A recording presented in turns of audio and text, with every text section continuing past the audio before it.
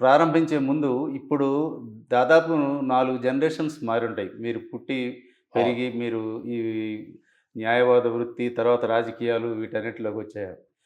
అందుకని మిమ్మల్ని మొదటగా పరిచయం చేద్దామని, మీరు ప్రారంభంలో మీ గ్రామ స్థాయిలో మీ బాల్యం ప్రారంభం నుంచి క్లుప్తంగా చెప్తే, ఇప్పటి జనరేషన్‌కి తెలియడం కోసం చెప్తాను. మీ తండ్రి గారు ఏం చేసేవారు? వారి నామధేయం, వివరాలు కొంచెం చెప్పండి. నేను రికార్డ్స్ ప్రకారం కుగలర్ హాస్పిటల్ గుంటూరులో 1935 జూన్ 23న పుట్టినట్టుగా రికార్డు ఉంది.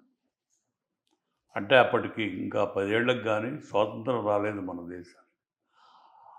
నాన్నగారు వ్యవసాయదారుడు కనుక దోనేపూడి అనే గ్రామం తెనాలి దగ్గరలో ఉన్న గ్రామంలో నేను పెరగటం జరిగింది వారి దగ్గరే. అక్కడ నేను చదువుకుంటున్న టైంలోనే కృష్ణయ్య చౌదరి గారిని గుంటూరు జిల్లా బోర్డు ప్రెసిడెంట్ మా ఊరికి స్కూల్ ఇచ్చారు.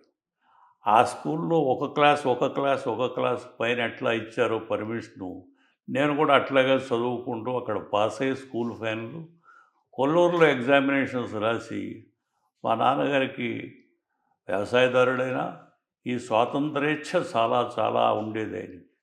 అందుకని స్వతంత్ర కాలేజీ పెట్టిన బందర్లో చదివించాడు నన్ను. National college. ఓకే. అక్కడ నేషనల్ కాలేజీలో చదువుకుని ఎఫ్ఏ అక్కడి నుంచి హైదరాబాద్ వచ్చేసి, ఆంధ్రప్రదేశ్ కాకముందే హైదరాబాద్ వచ్చేసి అన్నగారు మాకు ఇక్కడ ఉద్యోగం చేస్తూ ఉన్నాడు నైజాం సర్వీస్. ఓకే. అందుకని చెప్పి ఆయన ఆసరా పెట్టుకుని ఇక్కడికి వచ్చి ఇక్కడ ఉస్మానియాలో చదువుకుని ఇక్కడే బిఏ చేశాను, ఇక్కడే లా చేశాను, ఇక్కడే ప్లీడర్ పని చేశాను 20 ఏళ్ళు. ఓకే. మొత్తం అంతా హైదరాబాద్ సిటీయే. అయితే మా మామగారు కూడా ప్లీడర్ గారు. ఆయన బ్యారిస్టర్ చదువుకుని లండన్లో అక్కడికి వచ్చి మెడ్రాస్లో ప్రాక్టీస్ పెట్టి మెడ్రాస్ నుంచి కోర్టు ద్వారా ఇక్కడికి వచ్చారు. ఓకే. ఓకే. వాసిరెడ్డి వెంకయ్య చౌదరి ఆయన పేరు, డాక్టర్. ఓకే. ఓకే. అవును. అలా అలా ఇక్కడ ఫ్యామిలీ బ్యాక్గ్రౌండ్. తర్వాత ఇక్కడ ఈ సొసైటీలోనే మెంబర్ అవటం, ఈ మెంబర్లు అయిన కారణంగా వాళ్ళకి నాకు స్థలం అలాట్ చేయటం, ఇక్కడ ఇల్లు కట్టుకోవటం, ఇక్కడే పర్మనెంట్గా ఉండిపోయింది హైదరాబాద్లో. అంటే లా చేయాలనేది అంటే మీకు చిన్నప్పటి నుంచి ఉన్న కోరిక మా లేకుంటే? నాయనగారి ఇచ్ఛ, కోరిక. ఓకే. మా నాయనగారు మహాపిచ్చిన ప్లీడర్ అవ్వాలని. ఓకే. అట్లా అంటే అనుకోకుండా మీకు మామగారు కూడా లాయరే. లాయర్ వచ్చారు. లాయరే. లాయర్ వచ్చారు. ఓకే. ఓకే. అంటే మీరు మరి ఈ రాజకీయాల వైపు ఎలా ఆకర్షితులయ్యారు? ప్లీడర్గా ఉన్నప్పుడే ఒక స్నేహితుడు ఒక రోజుని 1977 అనుకుంటాను 7లో చెన్నారెడ్డి గారు గవర్నర్గా రిజైన్ చేసి వచ్చి ఉన్నాడు, ఊరికనే ఉన్నాడు, మనం వెళ్ళి కలిసి వద్దాం రమ్మని నన్ను తీసుకుపోయాడు. ఓకే. ఓకే. దీనికి ముందు ఒక చిన్న ఉపోద్ఘాతం ఇవ్వాలి. రాజకీయంగా మీకు ఏంటి, ఎందుకు ఉత్సాహం జరిగింది? అవును. అదే నేను. విశాలాంధ్ర కావాలనే మూమెంట్లో కమ్యూనిస్టులతో కలిగి పనిచేసి ఓకే. రావి నారాయణ రెడ్డి గారు పెద్ద లీడర్ ఇక్కడ. అవును. మన నెహ్రూ కంటే ఎక్కువ ఓట్లు సంపాదించిన మనిషి ఎంపీగా నుంచుని నల్లగొండలో. అలాంటి రావినారాయణ రెడ్డి గారి నాయకత్వంలో మేమంతా విశాలాంధ్ర కావాలని కుర్రాళ్ళం అంతా. ఆ టైంలో అప్పుడు ముఖ్యమంత్రి బూరుగుల రామకృష్ణరావు గారు. బూరుగుల రామకృష్ణరావు గారు హైదరాబాద్కి ముఖ్యమంత్రి. అయితే బూరుగుల రామకృష్ణరావు గారిని ఏ పార్టీ ఎన్నుకోలేదు, అన్ని పార్టీలు కలిసి ఆయన ముఖ్యమంత్రి చేసి నైజాం పోయినాక. అలా వచ్చారు ముఖ్యమంత్రి. మేము యూత్ కాంగ్రెస్లో చూసి ఆయన అటెన్షన్కి గురయ్యాం, అంటే దగ్గరికి వెళ్ళటానికి అవకాశం దొరికింది. ఓకే. ఆయన నన్ను చాలా అభిమానించేవాడు. ఆయన రావినారాయణ రెడ్డి గారు బాగా అభిమాని. ఇది ఏం జరిగిందంటే ఆ సందర్భంలో విశాలాంధ్ర అయ్యేటప్పుడు గోపాలరెడ్డి గారు మనకి అక్కడ చీఫ్ మినిస్టర్ కర్నూలులో. గోపాలరెడ్డి గారు ఒక ప్రపోజలు, బూరుగుల రామకృష్ణరావు గారు ఒక ప్రపోజల్ ఇచ్చేవాళ్ళు. అయితే బూరుగుల రామకృష్ణరావు గారు ఏంటంటే ఇది ముస్లిం దేశం అయిపోతుంది, ఇట్లా గట్టి పెడితే ఆంధ్రదేశాన్ని కలిపేయాలని కోరిక, ఆయనకి మహా కోరిక ఉంది, విశాలాంధ్ర కావాలని.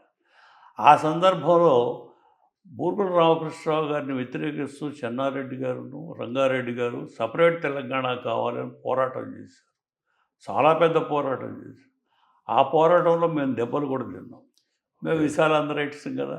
అవును. ఇదే చెన్నారెడ్డి గారు అప్పుడు కుర్రాళ్ళు చేపెట్టి మమ్మల్ని కొట్టించారు. అట్లా జరిగిపోయింది. ఆ ఘట్టం అంతా అట్లా జరిగిపోయింది. అయితే బూరుగుల రామకృష్ణరావు గారి అటెన్షను, రంగారెడ్డి గారు, ఈ మిగిలిన నాయకుల అటెన్షను నా మీద పడింది. యూత్ కాంగ్రెస్లో బాగా పనిచేస్తున్నాడు, మంచి వర్కర్ అని చెప్పాను. వీళ్ళు ఏం చేశారంటే బూరుగుల రామకృష్ణరావు గారు ఢిల్లీ పోయాడు. ఢిల్లీ పోయి ఆ నెహ్రూ గారిని కలిసి ఇది కలిపేయారంటే లే లే లే లే వాళ్ళ కల్చర్ వేరు, ఇలా కల్చర్ వేరు, ఎట్లా కలుస్తుంది, రాజ్యం కాదని నెహ్రూ అపోజ్ చేసి. అలాంటి సందర్భంలో ఆయన ఏం చేశాడంటే పంత్ను పట్టుకున్నాడు. Pant home minister. నెహ్రూ గారు ఆయన మాట వినేవాడు, పెద్దవాడు కదా పంత్, గోవింద వల్లభ్ పంత్. ఆ గోవింద వల్లభ్ పంత్ గారికి ఈయన నచ్చ చెప్పగలిగాడు. ఇది క్యాన్సర్ అవుతుంది ఇండియాకి, ఇక్కడ హైదరాబాద్ని ఎలాగ వదిలిపెడితే కనుక ఆంధ్రప్రదేశ్ కావాలి అని పట్టుబట్టాడు. ఆయన నెహ్రూని కన్విన్స్ చేశాడు. నెహ్రూను కన్విన్స్ చేస్తే అయిష్టతగానే ఒప్పుకుని నిజామాబాద్లో పబ్లిక్ మీటింగ్లో ఇక్కడికి వచ్చి ఆంధ్రప్రదేశ్ చేస్తున్నానని చెప్పి అనౌన్స్ చేశాడు. అంటే భాషా ప్రయుక్త రాష్ట్రం. భాషా ప్రయుక్త రాష్ట్రాలే బేసు. భాషా ప్రయుక్త రాష్ట్రాలకు వెళ్ళాలంటే మళ్ళీ ఆంధ్ర ఎట్లా పుట్టింది అని చెప్పాలి. అవును. భాషా ప్రయుక్తాలకు బీజం పడింది ఆంధ్ర, మెడ్రాసులో పడింది. అవును. ఇది దాని తర్వాత ఆంధ్రప్రదేశ్ అవటానికి అవకాశం. అవును. అక్కడికి వచ్చాం. అప్పుడే అక్కడికి వెళ్ళాలంటే అవును. అంటే మీరు బాగా ప్రాక్టీస్ నడుస్తున్నప్పుడు మీకు అప్పుడు సంపాదన కూడా బాగా ఉండేదట్టు కదా. బాగా ఉంది. మరి ఒకరోజు సంపాదనతో కారు కొన్నాను. అంత సంపాదన అప్పుడు. మరి హాయిగా సంపాదన వదిలేసి రాజకీయాలు అంటే అది ఏమిటో ఆ జిజ్ఞాస మొట్టమొదటి నుంచి స్కూల్ డేస్లో నుంచి అది, ఆ కాలేజీలో వచ్చినా అదే, దాని మీదే ఆ రాజకీయం చదువుకుంటేనే, రాజకీయం బుక్స్ చదివితేనే, ఆ రాజకీయం ఫాలో అయితేనే, అది మాటలు మాట్లాడితేనే నాకు తృప్తి, మిగిలిన దాంట్లో సాటిస్ఫాక్షన్ ఉంటుంది. ఆ జిజ్ఞాస అట్లాగే లాక్కుపోయింది. అందులో కమ్యూనిస్ట్ పార్టీలు ఈ శిక్షణా తరగతులు వాటికి నేను అటెండ్ అవ్వరా. కమ్యూనిస్ట్ పార్టీకి నేను ఎప్పుడు అనుబంధ సంస్థలో చేరలా. నేను కాంగ్రెస్లోనే ఉంటూ, యూత్ కాంగ్రెస్లోనే ఉంటూ, వాళ్ళ అనుబంధ సంస్థలోనే ఉంటూ రావినారాయణ రెడ్డి గారు ఫాలో అయ్యాం. రావినారాయణ రెడ్డి గారు ఇక్కడ లీడర్ ఉద్యమానికి. ఆయన కమ్యూనిస్ట్ కదా. ఆ కమ్యూనిస్ట్ అయితే ఉద్యమం నేత అది. అవునండి, ఉద్యమం నేత అది. ఆయన కమ్యూనిస్ట్ లీడర్ కావచ్చు, గన్పుచ్చుకోవచ్చు, కాల్చవచ్చు, కల్పించుకోవచ్చు, అది వేరే ఉద్యమ నేత. మాకు కామన్ ఆబ్జెక్ట్ ఏంటి, విశాలాంధ్ర కావాలి. దానికి పనిచేసాం స్టూడెంట్స్. కనుక బూరుగుల రామకృష్ణరావు గారు ఢిల్లీ వెళ్ళినప్పుడు నెహ్రూ గారు అడిగారు, అక్కడ ఒక మాట లేదు, ఒక మీటింగ్ లేదు, ఎవడు అడగట్లేదు విషయాలు, నువ్వేందో పొట్టి బ్రాహ్మణుడు ఇదంతా చేస్తున్నావు అని చెప్పి పోటాడు. అప్పుడు ఆయన ఇక్కడ బిందు గారు అని హోమ్ మినిస్టర్ ఉండేవాడు, మహారాష్ట్ర. ఆయన మేము తిరుగుతూ ఉండేవాడు ఆయన చుట్టూ. మహారాష్ట్ర ఆయన హోమ్ మినిస్టర్, కుర్రాళ్ళంతా ఆయన చుట్టూ. ఆయన ఫోన్ చేసి, మీరు అర్జెంటుగా ఒక మీటింగ్ పెట్టండి, మీటింగ్ పెట్టి విషయాలందరూ కావాలని కోరండి. కోరితే బిందు ఎవరిని అడుగుతాడు, మమ్మల్నే కదా, కుర్రాళ్ళనే కదా. కుర్రాళ్ళంతా పోగా మేమంతా కలిసి మా కాలేజీలో మీటింగ్ పెట్టి పెద్ద అల్లర్లు చేసి, బాల్ చేసి, కాగితాలు ఎత్తికి చాలా స్టార్టింగ్ అది.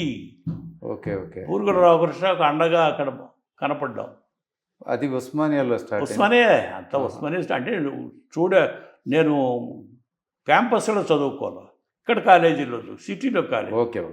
క్యాంపస్లో ఎప్పుడు అల్లర్లు కొట్టలాట్లు, అందుకని క్యాంపస్లోనే పోవాలి. అన్నయ్య వచ్చి అడిగాడు, క్యాంపస్ పోరాదరా, అక్కడ భోజనం బాగుంటుందని. నో సిటీలో ఉంటానని ట్రూ బజార్లో ఉండేవాడు. ట్రూ బజార్లో ఉండేవాడు.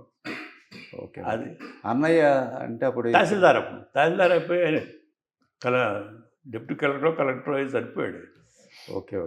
అది అదేలేండి, అలా జరిగిపోయింది. అలా వచ్చి ఇక ఉద్యమ నేతగా మన ఒక రికగ్నిషన్ దొరికింది. దాంతో ఈ ప్లీడర్ గారిని ఎప్పుడు చెన్నారెడ్డి గారికి దగ్గరికి తీసుకెళ్ళాడు, చెన్నారెడ్డి గారిని ఇంట్రొడ్యూస్ చేశాడు. అదే చెన్నారెడ్డి మమ్మల్ని కొట్టించాడు. అప్పుడు అయితే విశాలాంధ్ర మేము కోరుతున్నామని, ఆయన సపరేటిస్ట్ కదా అప్పుడు. అయినా ఆయన ఇంటికి నేను వెళ్ళాను. వెళ్ళి మేము చక్కగా కూర్చున్నప్పుడు సపరేట్ పార్టీ పెట్టుకుందాం, నువ్వు 200 మంది బెజవాడ నుంచి తీసుకురా, నేను ఇక్కడ 200 మంది భోజేస్తాను అని అంటే, మంచిది డాక్టర్ సాబ్, కానీ ఒక మాట చెప్పనిస్తారా? చెప్ప ఇప్పుడు ప్రాంతీయ పార్టీలకు అంత మోజు కనపట్టలేదు నా ఉద్దేశంలో. నేను లీడర్ని. రోజు 10 మంది పొద్దున్న సాయంత్రం కేసుల కోసం వాటి కోసం వస్తూ ఉంటారు గ్రామాల్లో. ఆ గ్రామాల్లో వాళ్ళు నాకు చెప్పే మాట ఏంటంటే, ఇందిరాజీ ఏమైపోయింది, ఇందిరాజీని జైల్లో పెట్టారట, కొట్టారట, తన్నారట అని ఆడవాళ్ళంతా ఊళ్ళలో ఏడుస్తున్నారు అని చెప్పి నాకు చెప్పారు. ఎవరిని కదిలించినా అదే మాట చెప్పారు. అవును. కనుక ఇప్పుడు ఆమెను ముందు పెట్టి మనం వెనకాల ఉంటే గెలుస్తాం డాక్టర్ సాబ్ అని అన్నా. ఆలోచన చేశాడు. మంచిది, నువ్వు చెప్పింది కూడా ఆలోచన మంచిది అన్నాడు. అంటే ఇప్పుడు ఈ రాజకీయంగా కమ్మారెడ్డి కొట్టుకొని చేస్తున్నారు. మరి మీరు ఆ రోజుల్లో అంత నెక్స్ట్ సాన్నిహిత్యంగా ఉన్నారు. దాని నెక్స్ట్ వస్తా. తెలంగాణలో ఈ కులాల భేదాలు చాలా తక్కువ, లేవు. మోర్సో కమ్మారెడ్డి అనేది అసలు ఇక్కడ అసలు లేనే లేదు. They like each other, they live together, they prosper together. తెలంగాణలో అది మాకు కాలేజీలో రాలా, బయట రాలా. అంటే ఓపెన్గా అసలు ఎప్పుడు క్యాస్ట్ల గురించి మాట్లాడేవారు కదా. లేదు, ప్లీడర్గా కూడా మాకు రాలా. ప్లీడర్గా తర్వాత పెరిగినాయి దేశాలు. ఎందుకంటే జడ్జీలంతా వాళ్ళే అవుతున్నారు, మనకు రావట్లేదు. ఆర్డర్లని ఆ పిల్లగాళ్ళకి వస్తాయని మనకు రావట్లేదు. ఇలాంటి చిన్న చిన్న సబ్సిక్వెంట్గా వచ్చి అప్పుడు ఉద్యమం టైంలో విశాలందరూ కావాలనుకుని కూడా అసలు ఇది లేనే లేదు. ఉద్యమం అనేది ఇప్పుడు వాస్తవానికి కమ్యూనిస్ట్ పార్టీ వాళ్ళే ముందున్నారు. అవును. వాడి పేపర్ పేరు కూడా విశాలందరూ పెట్టుకున్నారు. అవును. అవన్నీ చేశారు. అక్కడ అన్న కమ్యూనిస్ట్ నేతలంతా ఇక్కడికి వచ్చి పనిచేశారు.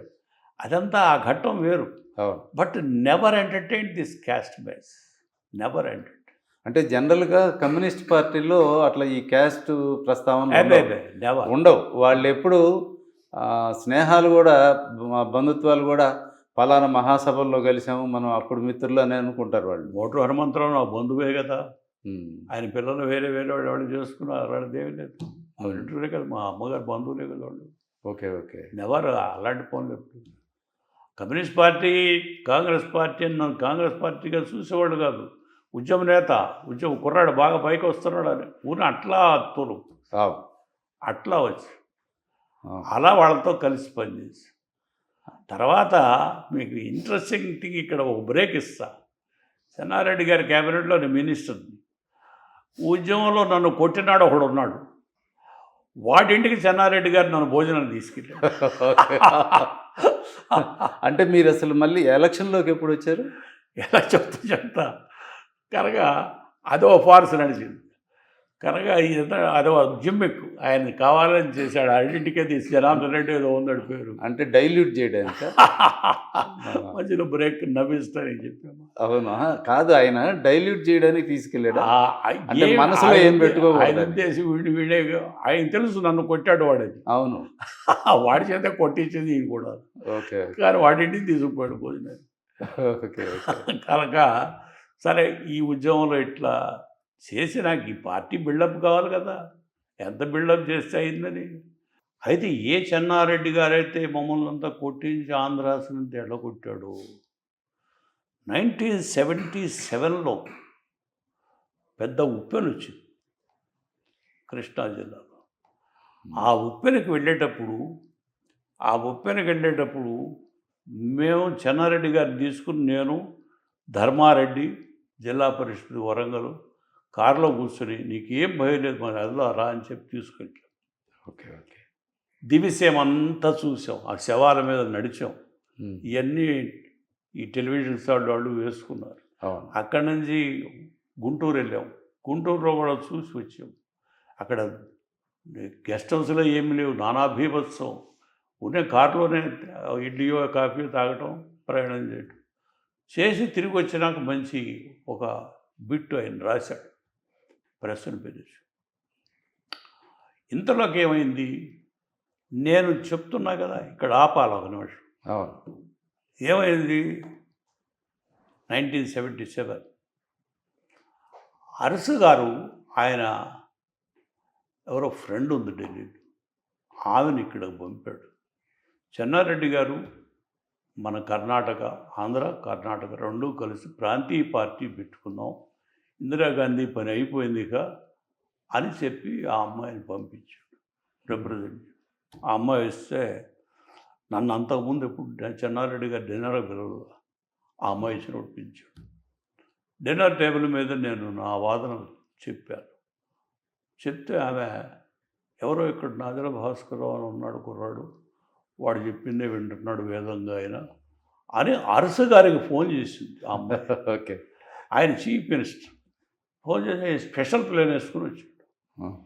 వస్తే డిన్నర్కి పిలిచాడు మళ్ళీ చెన్నారెడ్డి గారు. ఆ డిన్నర్కి కూడా నన్ను పిలిచాడు.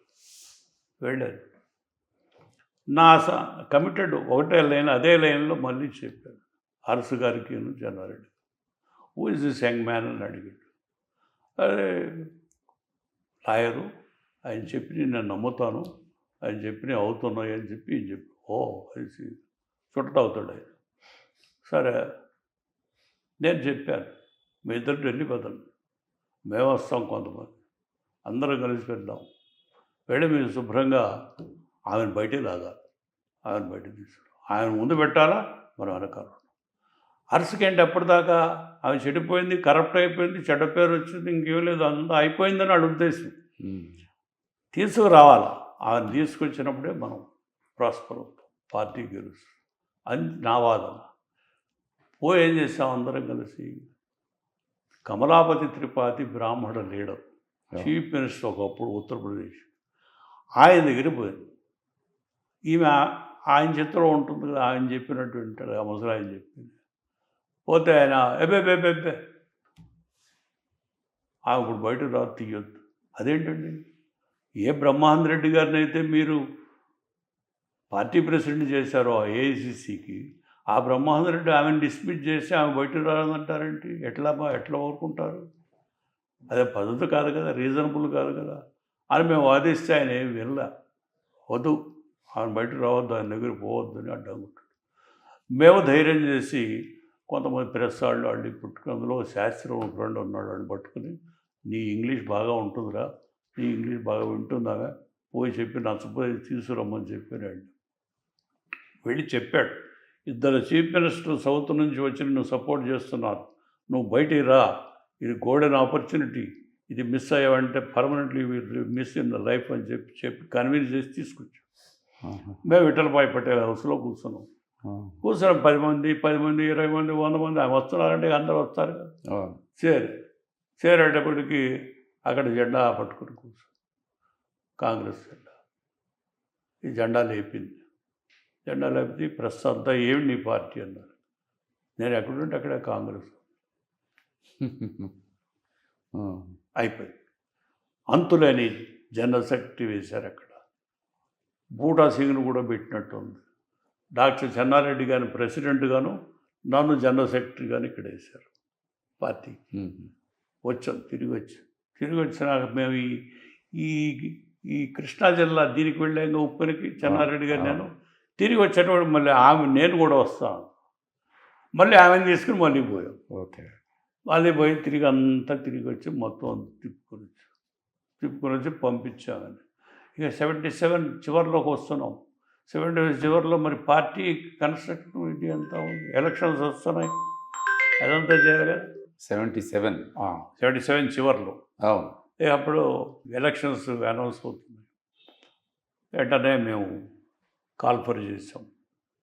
డెలిగేట్స్ ఎవరు వస్తారో, ఎవరి నుంచి ఉంటారో ఉండదు, రకరకాల. ఇప్పుడు ఎందుకు వస్తారు, పెద్దవాళ్ళంతా ఆ సైడ్ ఉన్నారు, రెడ్డి కాంగ్రెస్ సైడ్ ఉన్నారు, పెద్దవాళ్ళంతా రెడ్డి కాంగ్రెస్, మేము ఇందిరా కాంగ్రెస్ అని చెప్పి ఇందిరా కాంగ్రెస్. చాలామంది రాలేదు, చాలా చిన్న వాళ్ళు వచ్చారు. కాంగ్రెస్ అంటే ఇట్లా విభజన జరిగింది 1977. అప్పుడు దాకా నేషనల్ కాంగ్రెస్.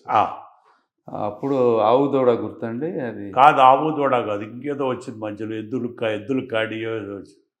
కాడెద్దులు, కాడి జోడెద్దులు. అది ఓకే. అలా జరిగింది. ఇది పెట్టుకున్నాక ఇక ఆయన పెద్ద ఆయన సింబల్ మేము చెయ్య గుర్తు పెట్టాం. ఓకే. అప్పుడు ఏమైందంటే, ఈ కాల్ఫర్ చేసినప్పుడు ఎవరు సరైన కమ్మాస్ ఎవరు రాలా. కృష్ణా జిల్లా నుంచి అసలు కండువ వేసుకున్నాడు ఎవరు రాలా.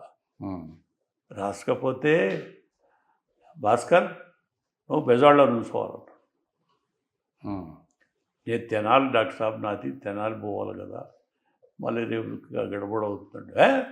ఎవడొక్క కమ్మడి కండ వేసుకున్నాడు అలా నేను వస్తాం చూస్తాను అంత చూస్తాం అలా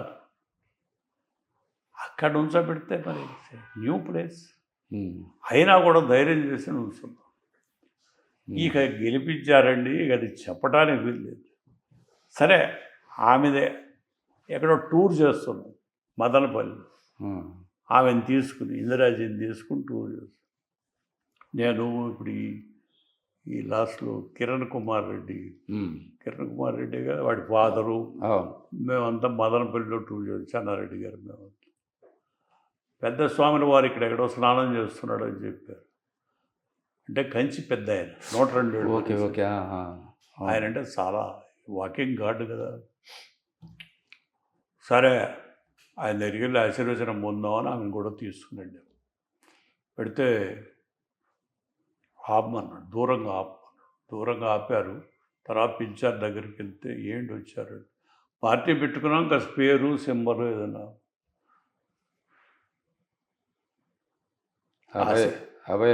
ఆశీర్వచనం. ఓ చెయ్యి అని చెప్తున్నాడు, చెయ్యి ఇందిరా పార్టీ చెయ్యి అని చెప్పి. భాస్కర్ నువ్వు పొద్దున్నే ఏంటి నువ్వు బెజవాడలో గుర్తుపెట్టుకుని బూటా సింగ్ ఫోన్ చేసి చెప్పు అంది నాకు. పోయి బూటా సింగ్కి చెప్పి చెయ్యి గుర్తుపెట్టమని చెప్పి మొత్తం ఇండియా అంతా అని. అప్పుడు మేము ఇక్కడ పెట్టి అలా చేసాము. అలా చేసి గెలిపిస్తే పార్టీని 165 సీట్లు వచ్చినాయి మాకు. 300 సీట్లలో 165 సీట్లు వచ్చాయి.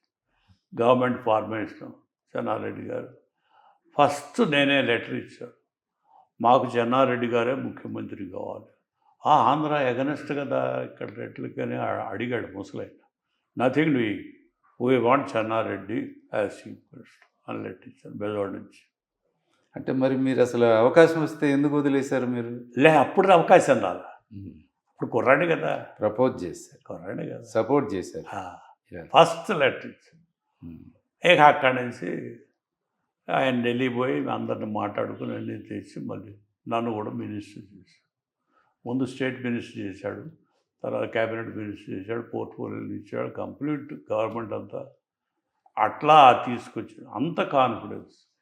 ఈ అసూయలు ఇవి ఎప్పుడు ఉంటాయి రాజకీయాలు. అవును, వీళ్ళు ఏదో ఒకటి చెప్పి నా మీద దుంపదిస్తుంటే ఓ రోజు కబడ్దార్ ఏమనుకున్నారు, భాస్కర్ లాంటి వాళ్ళు 4 ఉంటే నాకు ఇండియాని పరిపాలిస్తా ఏమనుకున్నావు వాడుకో అని తిట్టి పంపాడు.